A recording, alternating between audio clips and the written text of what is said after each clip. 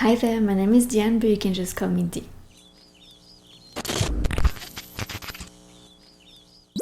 For today's video, we'll just get right into it and we won't mention that I hadn't posted anything for like 3 weeks. It's fine. I'll talk a little bit about it during a vlog that I'm hoping to be able to put out soon. So, moving on. So today I really wanted to react to the Goodreads Choice Award 2021. So all the books that were chosen so far to potentially receive an award from Goodreads. And yeah, I've watched a lot of videos reacting to it or doing predictions and reacting to it. So it's really fun for me, and it was a video that I was really excited of doing. So yeah, I'm glad I'm getting to do it. So let's get started.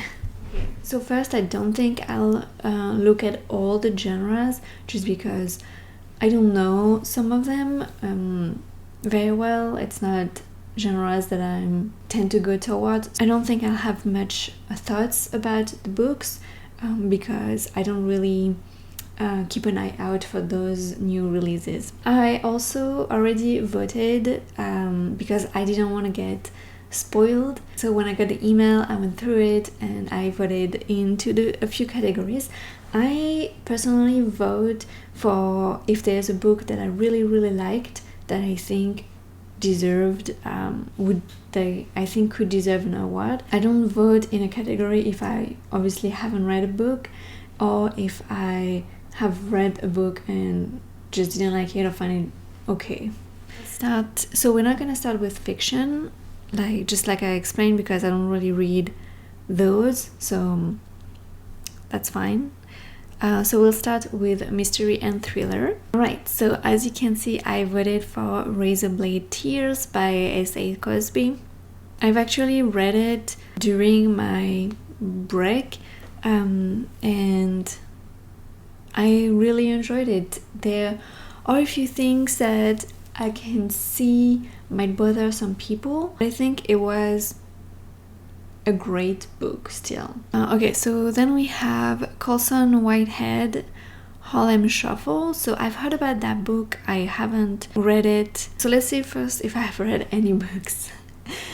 So yeah, I haven't really read that many. I wanted to read The Maidens, but I don't want to read it anymore just because of what I've heard about it. It just doesn't seem like something I would like. Alright, so I wanted to read Billy Summers by Stephen King because it's about a killer for hire and it's kind of a cool premise to me. And I find killer for hire to be a fun trope.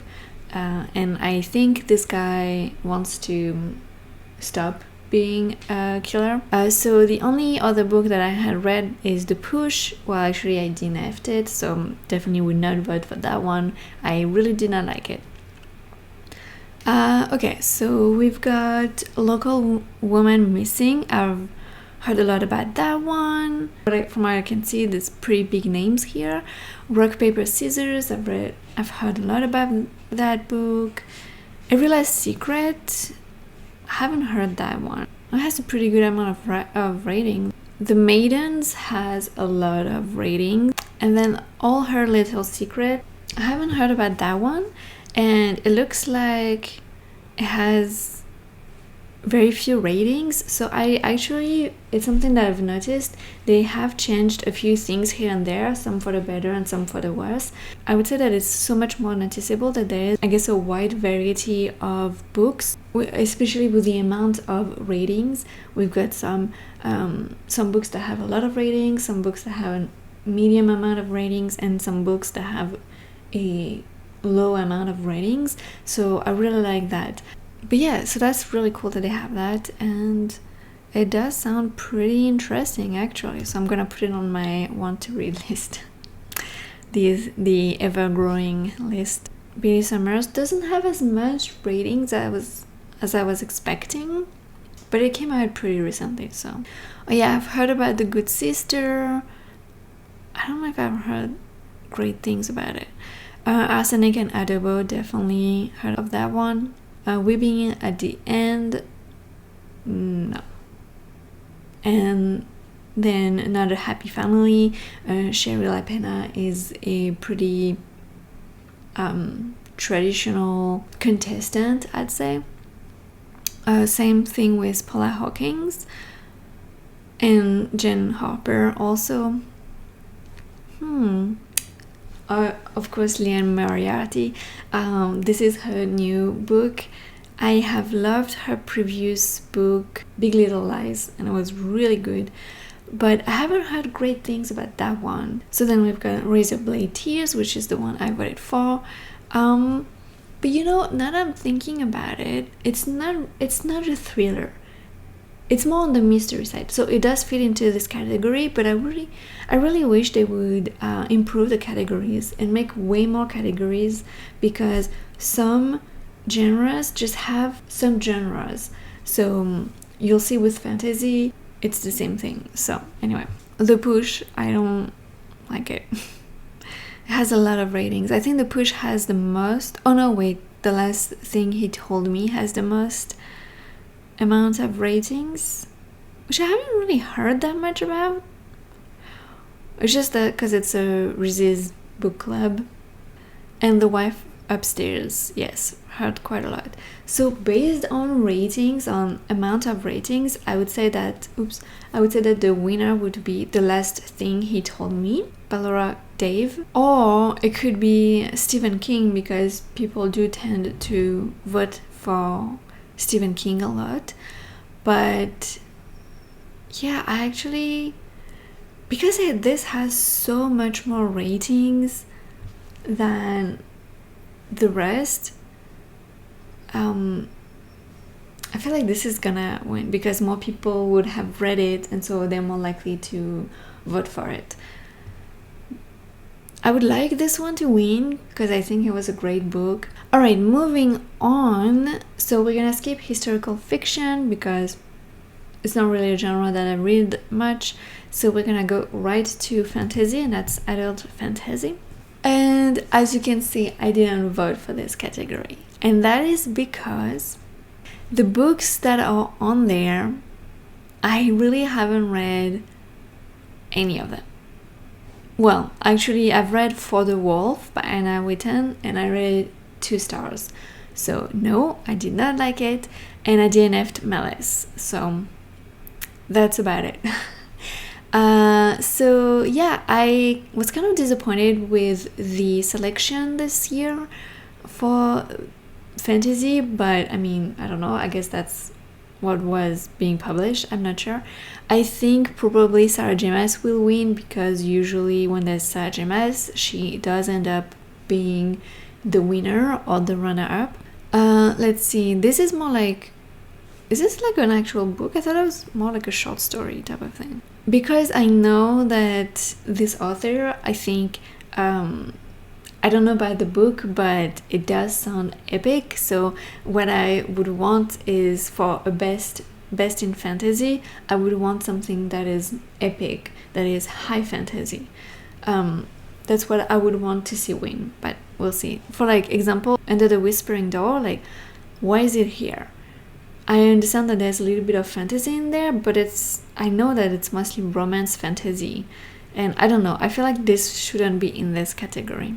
Honestly, same thing with A Court of Silver Flames or the Crown of Gilded Bones. Those are like romance, heavily romantic fantasy. It's just kind of disappointing to see how everything is meshed together instead of having separate subgenres that I think is especially needed for fantasy. But I've heard a lot of good things about She Who Became the Sun, so you know, it'd be cool to see them win maybe. Or was the Unbroken good? I can't remember. Haven't heard great things about some of them. I'm just looking at the number of ratings. The Chosen and the Beautiful, yes, it has some magical elements, but it's also very much historical. It is a retelling of The Great Gatsby, so it's kind of strange to have all of those different, they all feel different, they don't feel like they're all the same kind of fantasy, so it's very strange to have them all together competing against each other, because they're not on the same level. I don't know. I've heard good things about A Master of Jean, and then Sorrowland, I wasn't under the impression it was horror. So why is it here? Even if it has fantasy in it, it's horror mainly, no? I don't know, but I do want to read that one for sure. I guess if it's not Sarah J. Maas, then it would be Jennifer Ellen Montrott. So I don't know. Kind of disappointed about this because they're not as high fantasy as I think a book in this category should be. So anyway, let's look at the romance to see if I've read any. Yes, so I read People We Meet on Vacation and I liked it. I think I gave it like a 3-star. Yeah, I think it was fun, enjoyable to listen to. Yeah, but that's about it. So I didn't like it enough to feel like I could vote for it, and think that it deserved it, especially because I've heard so many good things about The Love Hypothesis that people really, really enjoyed. I think 7 Days in June also people really enjoy. And obviously Act Your Age, Eve Brown, the Brown Sisters series is doing really well. And The Heart Principle is also something that people really enjoy. So that's probably really hard for people who have read a lot of books in this category. It's probably really hard for them to choose from. Alright, let's do science fiction. And once again, I don't think I've read much. Yeah, I only read Winter's Orbit and I gave it 3 stars. I liked it, but I thought it's basically a book that was trying to be a sci-fi romance. It kind of didn't do enough romance and it kind of didn't do enough sci-fi, so it was just okay. But I would definitely check out another book from the author. I read Kazuo Ishiguro and I'm wondering if this one will win because he is such a well-known and well-loved author who won a Nobel Prize. So yeah, I feel like it could be that one. Let's see. Or I didn't see Andy Weir. Project Hail Mary is also a book that I've heard so much about. And I'm really interested in reading this author. I just haven't started yet. And this one is really big, so I would not start with this book first because who knows if I like the writing, so I need to figure this out first. Anyway, so 143 and 108. Okay, no, I don't know any of those ones. I do know a psalm for the Wild Built by Becky Chambers. I thought this was more like a novella. Yeah, I've heard a lot of good things about this one, so hopefully it has a good chance. Murderbot Diaries, I think people are reading a lot of those quick and easy books, but I think because it's number 6, maybe some people are not there yet in the series, so I don't know. I thought the first one was fine. I don't think that I enjoyed it enough to continue it, not because there was anything wrong with it, it's just, I don't know. I listened to it also, so maybe that was a reason why. Yeah, so I think the one who's gonna win is gonna be Project Hail Mary, and the runner-up will probably be Clara Anderson. Let's look at horror. So I don't think I've read any books in horror just because I'm a wimp and I don't really read horror, even though I try to because I kind of like the concept of it. But anyway, I do watch a lot of reading vlogs and a lot of reviews about those books. That's how I experience the book, basically, through other people. But I've heard a lot about My Heart Is a Chainsaw and the Final Girl Support Group. So here, this is really funny because I've heard a lot about that one specifically on BookTube. And it only has, but it has 6,702 ratings. So it's not as much as you would expect for something that has been talked a lot on BookTube. All Is Well also is something that people were talking a lot on BookTube. The Book of Accidents. I think this one people really liked. Diary of Blood. Summer Sons is a book that I do want to read. I had read the first chapter of it in a vlog. I will link it up above, and I really enjoyed it, and I definitely think that it would be a good introduction for me to horror, but unfortunately I feel like it's more a summer read, or like a summer into fall kind of read, so I don't know, we'll read it maybe next year. Okay, and we do have Stephen King. I did not know he had published a new book this year that was horror. Who knows? I don't think it got a lot of buzz on BookTube anyway, so I don't know. I've heard of Cackle for some reason. This doesn't look like a horror novel to me. It looks like a cozy murder mystery kind of thing, so that's weird. Chasing the Boogeyman, Comfort Me with Apples. That's a really weird title. Okay.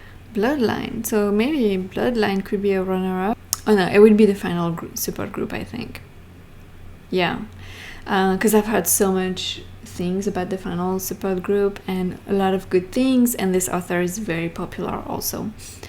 So I think probably the winner will be Stephen King, and then the runner-up would be Grady Hendrix. Alright, let's skip humor for me, nonfiction and autobiography, history and biography, graphic novels and comic books, poetry.